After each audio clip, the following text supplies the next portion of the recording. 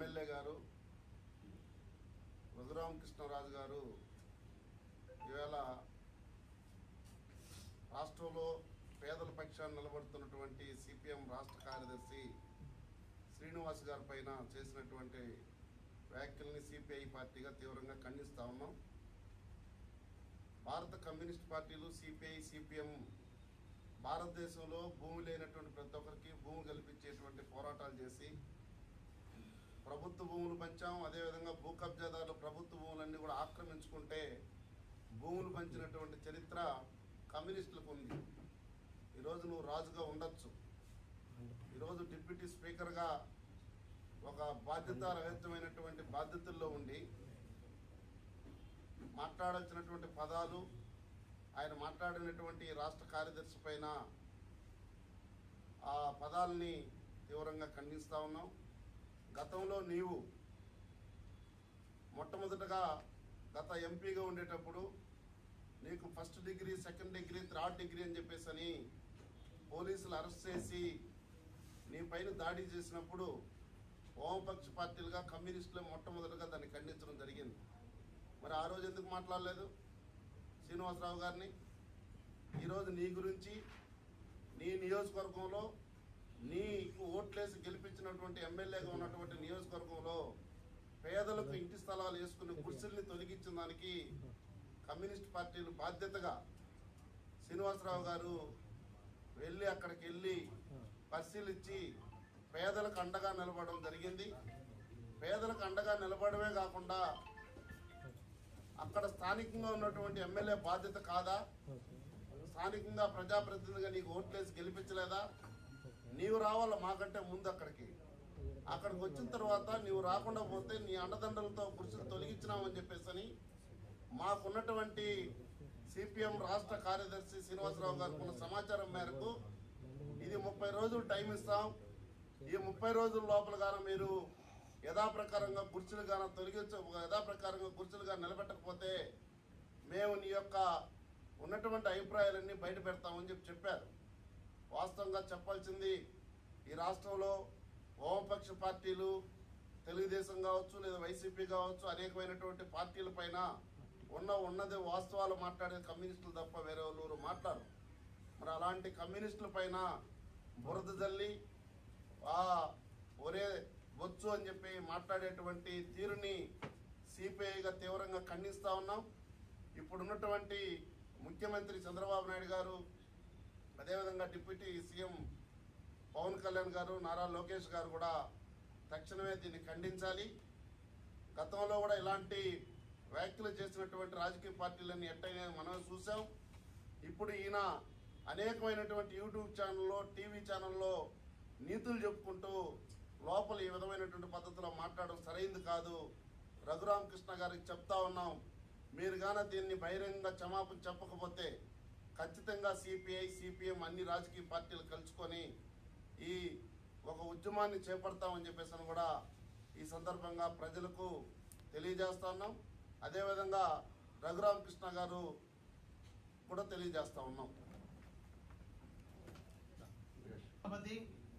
మరియు ఉండి నియోజకవర్గం ఎమ్మెల్యే రఘురామకృష్ణరాజు గారు ఒక పేదల పక్షాన పోరాటం చేసేటువంటి సిపిఎం పార్టీ రాష్ట్ర కార్యదర్శి శ్రీనివాసరావు గారి పైన అనుచిత వ్యాఖ్యలు చేయడాన్ని ఆమ్ ఆద్మీ పార్టీ తిరుపతి జిల్లా కమిటీ వ్యతిరేకిస్తూ ఉంది. అలాగే బేషరతుగా తక్షణమే క్షమాపణ చెప్పాలని చెప్పని కూడా డిమాండ్ చేస్తూ ఉంది. అలాగే ఈ రాష్ట్రంలో కొనసాగుతున్నటువంటి కూటమి ప్రభుత్వం ఏదైతే సభా మర్యాదని కాపాడాల్సినటువంటి ఒక గౌరవప్రదమైనటువంటి స్థానంలో రాజ్యాంగబద్ధంగా ఉన్నటువంటి వాళ్ళే ఈ రోజున పేదల పక్షం పోరాటం చేసేటువంటి కమ్యూనిస్టు పార్టీ అగ్రనాయకుల పైన ఈరోజు విమర్శలు చేయడం, అది కూడా ఛాలెంజ్ చేస్తారంట. 30 డేస్లో నీ భాగవతం చూస్తాను అంటాడు, 30 డేస్లో నీ కప్ చూస్తాను అంటాడు. నువ్వు అనుకుంటున్నావు నీకు ఇంకా జగన్మోహన్ రెడ్డి భ్రమలో ఉన్నావు. నువ్వు జగన్మోహన్ రెడ్డి కొట్టించాడు నన్ను, ఆ డిగ్రీ ఈ డిగ్రీ ఉపయోగించాడు, అయ్యో మర్రో ప్రజలారా కాపాడండి అని చెప్పని ఆ రోజు నువ్వు బిచ్చమెత్తుకున్నట్టు ఆ రోజు ప్రతిపక్ష పార్టీని అడగలేదా? ఇది వాస్తవం కాదా? ఇంకా నువ్వు జగన్మోహన్ రెడ్డి భ్రమలో ఉన్నావేమో, ఆయన కొట్టిట్లేమని చెప్పని. ఇక్కడ పేదల కోసం పనిచేస్తుంటే కమ్యూనిస్టు పార్టీల పైన నువ్వు ఈ రోజున మాట్లాడతావా? నీ భాగవతం తెలిసి ఈ రాష్ట్ర ప్రజలకి నువ్వు ఏ విధంగా లూటీలు చేశావు, ఏ విధంగా దుంబిలు చేశావు, ఏ విధంగా బ్యాంకులకు టొకరా కొట్టావు, నీ ఆస్తులు వ్యవహారాలు అప్పుడు వీటిలో చూపించానని చెప్పి నీతులు చెప్తున్నావు. అప్పుడు వీటిలో చూపించావు ఉంటున్నావు కదా, ఏం చూపించినావు? అప్పుడు వీటిలో నీ కేసులు చూపించావు, ఆ కేసు వివరాలు తెలియదు అనుకున్నావా? మరి శ్రీనివాసరావు గారి పైన 30 రోజులు తేలుస్తావు నీకు అన్నావు, ఏం తెలుస్తావు? పేదల ప్రజల కోసం పోరాటం చేసినటువంటి వాళ్ళపైన అక్రమ కేసులు పెట్టారు ఈ ప్రభుత్వాలు, అవి చూస్తావు శ్రీనివాసరావు దగ్గర. నువ్వు బొచ్చన్నావు కదా, శ్రీనివాసరావు దగ్గర ఆయన ఇంటి కూడా పెరగలేవు. ఆయన పక్షాన ఆంధ్రప్రదేశ్ లో ప్రతి ఒక్క పేదవారు కూడా ఉండారు కమ్యూనిస్ట్ పార్టీల పక్కన చెప్పని గుర్తు పెట్టుకోవాలని చెప్పిన ఈ సందర్భంగా ఆమ్ ఆద్మీ పార్టీ తరఫున రఘుపతి రామకృష్ణ గారికి మేము సవాల్ విసురుతున్నాం. నువ్వు చేయడం కాదు, 30 రోజుల్లో మేము చెప్తున్నాం, ఖచ్చితంగా క్షమాపణ చెప్పు, లేకపోతే కనుక ఈ కూటమి ప్రభుత్వం బర్తరఫ్ చేయాలని చెప్పని ఈ సందర్భంగా డిమాండ్ చేస్తున్నాం. ఈ పార్టీకి రాష్ట్ర కార్యదర్శి ఆయన నీ మాదిరి ఆంధ్ర రాష్ట్రంలో తప్ప ఇంకొక రాష్ట్రంలో తెలియనటువంటి మనిషి కాదు. యావత్ భారతదేశంలో ఏ మూలకు పోయినా సిపిఎం పార్టీ అంటే తెలుసు. సిపిఎం పార్టీ రాష్ట్ర కార్యదర్శిగా ఉన్న వి శ్రీనివాసరావు గారంటే బెంగాల్కు ముఖ్యమంత్రిగా పనిచేసిన జ్యోతిబాసు గారి దగ్గర నుంచి కేరళ రాష్ట్రానికి ముఖ్యమంత్రులుగా పనిచేసిన ఈకే నైనారు లేదా ఈఎంఎస్ నంబూద్రిపాదు, ఇప్పుడు ముఖ్యమంత్రిగా ఉన్న పినరయి విజయన్, త్రిపుర రాష్ట్రంలో మాణిక్ సర్కారు ముఖ్యమంత్రిగా పనిచేశారు. ఇట్లాంటి వాళ్ళందరూ కూడా గౌరవించదగిన గొప్ప వ్యక్తి వి శ్రీనివాసరావు. ఒక పత్రికకి ఎడిటర్గా పనిచేశాడు ఆయన. ఊరికే అల్లాటప్ప మనిషి కాదు. ఈయన హైయెస్ట్ ఇంటలెక్చువల్, ఈ భారతదేశంలో అత్యంత మేధావుల్లో ఒకరాయన.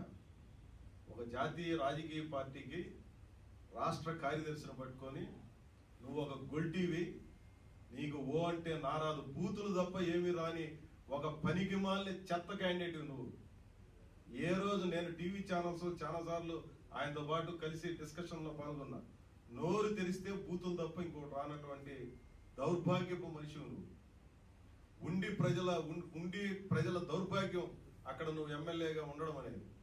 నువ్వు చేసింది తప్పు. ఉండిలో ఉన్నటువంటి పేద ప్రజల ఇళ్ళు కూలగొట్టినావు నువ్వు. కూలగొట్టిన ఇళ్లను సందర్శన చేయడానికి వచ్చినటువంటి వాళ్ళ పట్ల అన్యాయంగా ప్రవర్తించారు అక్కడ ఉన్నటువంటి అధికార యంత్రాంగం కానీ, లేదంటే వీళ్ళెవరికి ఒక్కడు కూడా బాధ్యత వహించలా. ఇళ్ళు కూలగొట్టేసి, ఇల్లు ఎందుకు కూలగొట్టావా నువ్వు, దాన్ని బాగు చేయి అని చెప్పి చెప్పడానికి వచ్చినటువంటి వాళ్ళు. ఆ ఉండిలో ఎవడన్నా అక్రమాలకు పాల్పడినటువంటి ఏనేదో పెద్ద అక్రమార్కులందరినీ లేకుండా చేసే ఒక పెద్ద మనిషిలాగా మాట్లాడతాడు. ఉండిలో ఎకరాల కొద్ది భూములు ఆక్రమించుకున్నటువంటి భూస్వాములు అనేక మంది ఉన్నారు, షావుకారులు ఉన్నారు.